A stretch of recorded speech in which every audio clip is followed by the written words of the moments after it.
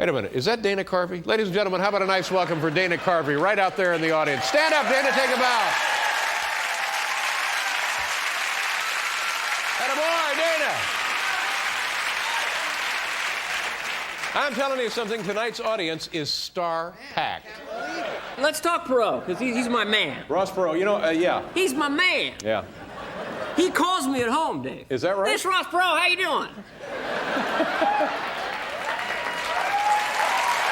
I didn't get to the funny part. Your audience is so good. You're a very good audience, yeah. Anyway, because now that he's called me at home, I feel a little, weird talking about it in public. Yeah. We're friends. But, Right. NAFTA, bummer. Yeah. I think it... Ross, bummer. He lost it because of the debate with Gore, right? Because he was the grumpy old Ross Perot, Right. wasn't he? Yeah, I guess. I mean, you're not listening. Can I finish? He said that about 200 times, didn't he? He would talk for 3 minutes straight and go, well, are you going to interrupt me or can I finish? No one was saying a word. He would ask to be interrupted. You're not listening. Can I finish? Are you going to interrupt me? Is that it? You going to interrupt me? Is that it? Is that it? You going to interrupt me? I kept going until I got the applause. That's all right. So, we're lucky that he didn't do the duet album. I'm glad Sinatra did that, That would be odd. What would that be like? You don't bring me flowers. Now, can I sing the rest or are you going to interrupt me? Is that it? You're not listening. My favorite thing to do with Ross Perot, can I get this in before I switch, is Ross Perot is a hippie. This is what I do for my friends at home late at night. All right, okay. Ross Perot was a hippie, ladies and gentlemen. This is the impression that took my father's life. Thank you. God. A joke, total joke. He's alive and healthy. Ross Perot as a hippie. Now, every time I get the bong, there's no marijuana in it, just water and air. See? Now, Hendrix is about to hit the stage and I'm not high, and that's just sad. Brilliant. Why not? Go ahead.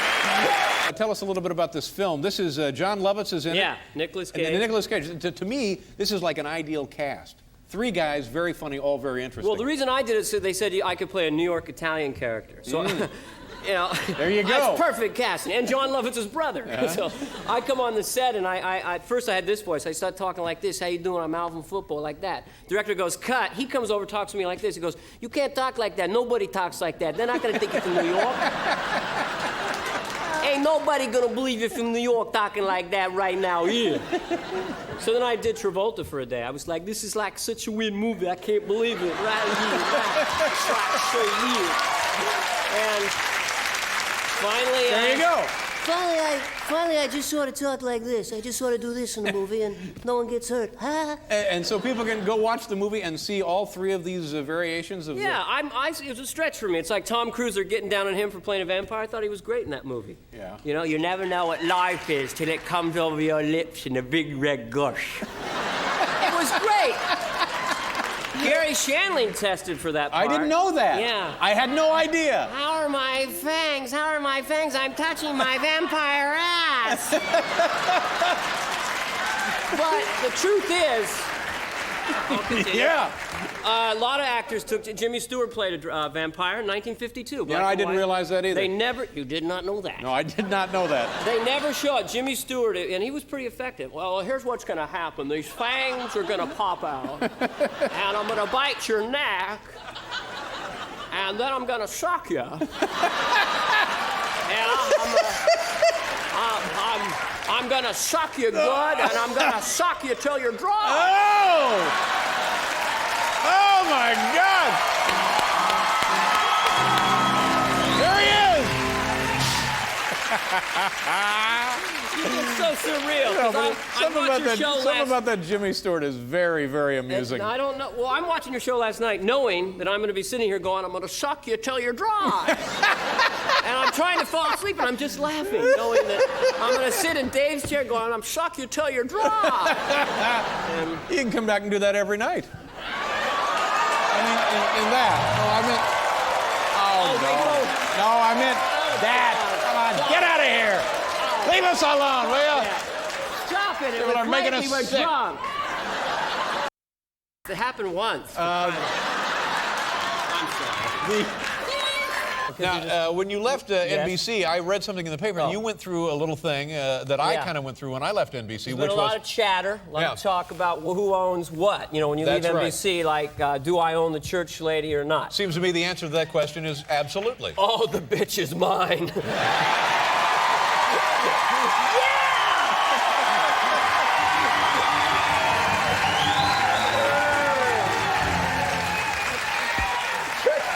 No, I do. But weirdly enough, the lawyers got kind of weird over there. And as it turns out, evidently, I own the top 10. And Larry Bud Melman. And I don't even want it. You can have it. You're great at it. I'll take half of that. But it's interesting, if there had been litigation, and in my case, they were talking about stupid pet tricks and Larry Bud and all of that. Yeah. So if there had been litigation, if it had gone to court... I just play the relatives of the characters. Oh, so you can do that now, or you can do the whole Church lady's nephew, Hans and Franz's cousin. Uh-huh. I can't say I want to pump you up, but I can think it.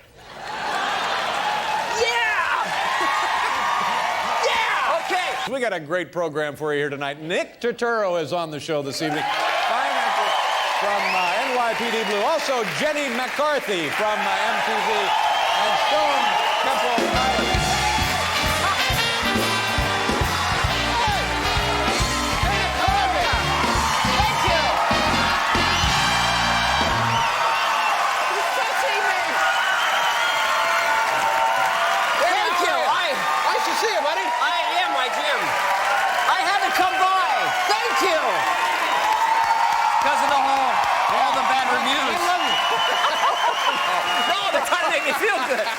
Thank you.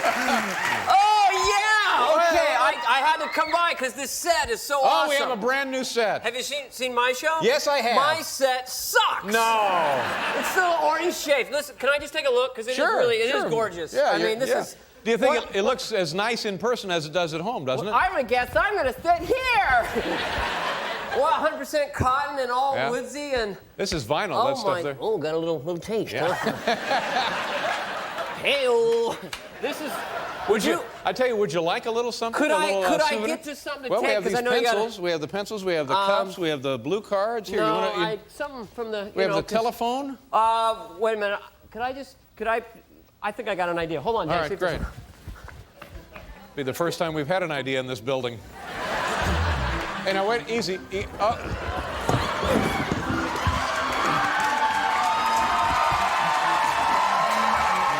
all right. We're good. There you go. You need some help with that? Yeah, no, I'm fine. It'll look good in your home.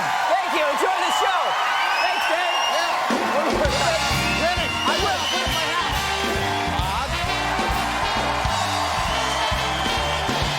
Let me just do this before we start. Hey, you're gonna have a butt. You're gonna light up a butt. Cool. I'm gonna light up. No, I always feel like I'm just too Andy Hardy on a show. Too just all wimpy and weak. I always wanted to be a smoker, Generation X movie star guy. Cool. Because the power of playing with the cigarette makes you, the interviewer, wait. So ask me a question. Any question.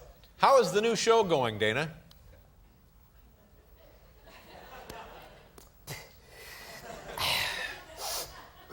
Pretty good. See? Now. Yeah! Gotta get him going.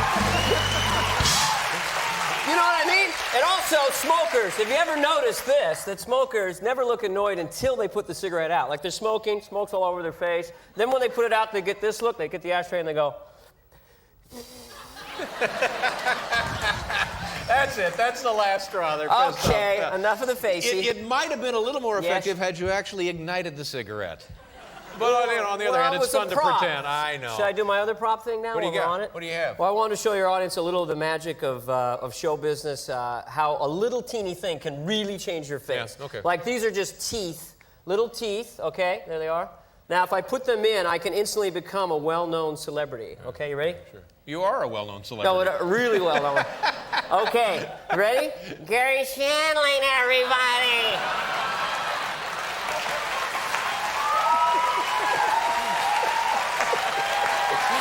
Wow, it's uncanny. Uncanny. How's my ass? All right. What we want to know about is the Who Wants to Be a Millionaire Who Wants to celebrity Be a show. Millionaire? What was that experience like? Oh, man, I got screwed. I'd like to make a joke, but come on, they're throwing. I mean, here's what happened. First of all, who are the celebrities? Who are the celebrities? I understand it was star-packed. It was Queen Latifah. You know, they did the promos like Queen Latifah. You know, Drew Carey, Ray Romano, Rosie O'Donnell. You know. And yourself? Yeah, Emeril Guerrilla, the cook guy. Emeril Lagasse. Yeah, him too. Both of them were there, Guerrilla and Gagassi. So, you know, the show was very nerve-wracking. You know, the fastest finger thing. I'd be scared silly. Well, you're like this, and they're asking you stuff you'd never think about in normal life. Place these furniture items for largest to smallest. High chair, footstool, pocket lounge, sofa bed. You're like, I don't care, you know. I don't want to know. You know, it drives you nuts. Which, you know, you don't so care. Nice. Better than the audience I have. Well, the funny thing is the way Regis, after someone loses, he'll do the little rejoinder at the end, like he knows the answer. You know, and sometimes it's kind of dark, you know. Yeah. Of course, we all remember that the Donner Party resorted to cannibalism. Terrible thing. That kind of rash always spreads to the groin, but anyway, we wish him the best. We wish him the best, and of course, you know, you win $100 on a show when you can win $1 million. What do you say to the guy? There you go. You have cab fare. You can buy a hot dog. We wish you the best. Thank you. You sucked big time, and really, it was terrific. So I go to this world-class cardiologist at Cedars-Sinai just to see what's going on. PK Shah, great guy. He's from India, and he's like, "We're going to have to give you a Regis." That's right. He's one of these guys, he's like 6 months older than me, but it's like, how are you, my son? How are you, my little man? Come sit on daddy's lap, my little boy. Seriously, great guy. Does that inspire confidence? Well, yeah, I mean, he's a genius. And then he brought up the idea of a bypass. So he's so charming. Him talking about it actually sounded good. I'm serious. He's like, you know, we go in, it's not a problem, minimally invasive. We connect the arteries. In fact, I'm doing one right over here, right now. It's not a problem. All right, you're done. Get out of here.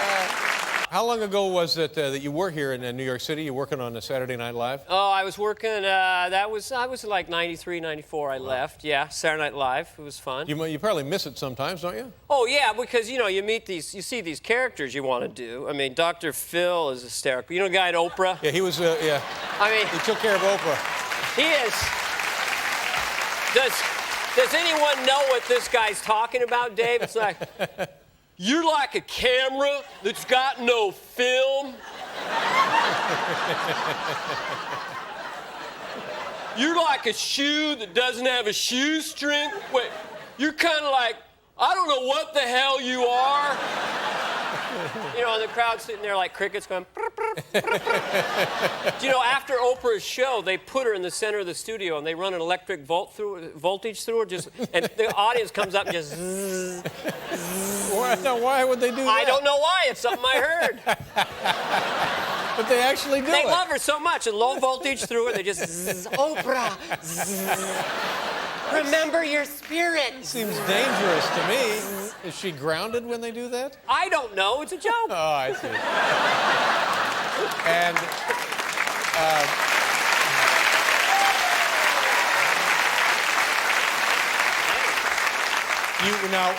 you of course did George Bush. George W. No, yeah. Well, I did Senior. Yeah, yeah. By the end of my tenure as George Senior, the impression was so abstract. It was literally I would go, "Not God, Dad," and people were going, "He's such a gifted impressionist, so incredibly accurate. No one does the president." You know, "Not God, Dad." I'm a bad impressionist, Dave. No, but W is all about the eyebrows and all about the self-satisfaction he has when he hits a word. Yeah. Well, you know, it's like you might come in and go, irrespectable.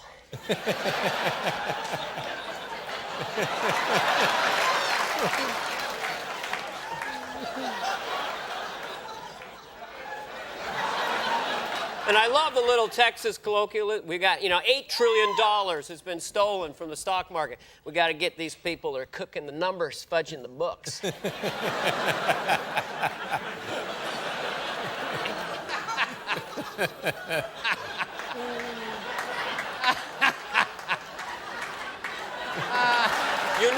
You know the dad's behind him. The dad's got a transmitter in his head going, big daddy, little daddy, big daddy, little daddy.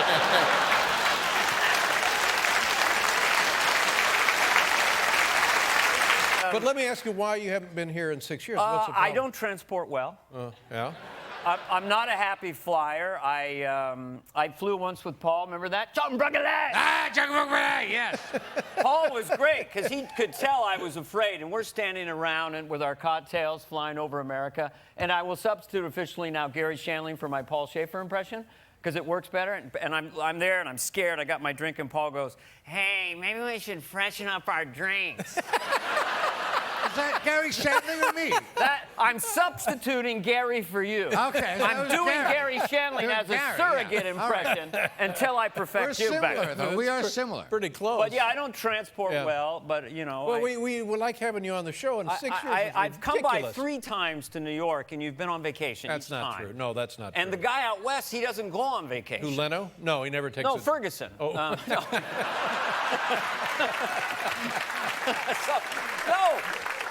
Jay doesn't take a break. Why would you go on vacation when you can tell jokes?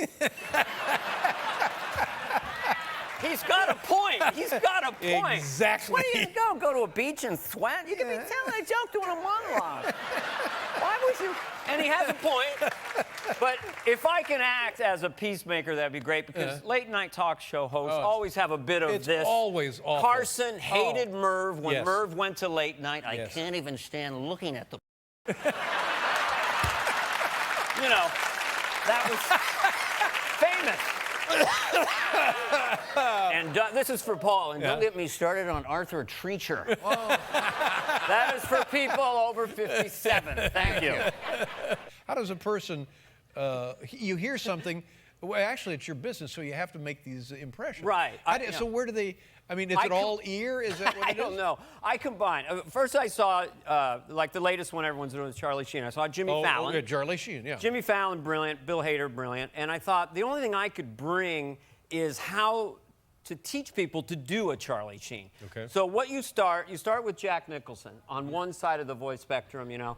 You can't handle the truth. You know, that's Right. one side. On the other side, and this is, I'm serious, because I watched Fallon, I could see the jaw was just a little bit Johnny Carson. So you've got Johnny here. This is not a joke. You've got Jack over there. You go from Johnny and you head toward Jack and you're like, winning, da!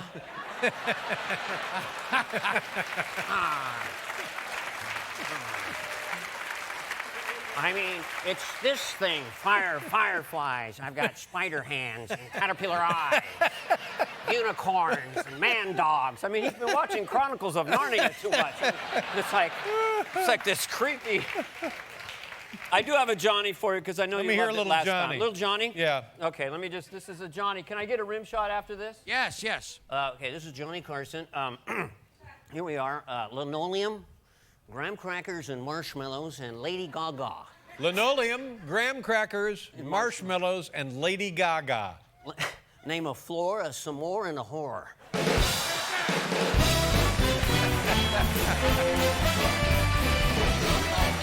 Are your parents, do Oh, they yeah, know they- about the electronic stuff? 86 and 88. No, they didn't go that way. They're more set in their ways now. My father, let me do this for you. And this is exactly how my father speaks and exactly what he said to me last time we had a political conversation.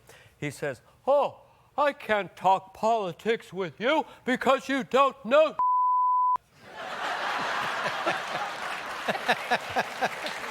What am I? Yeah.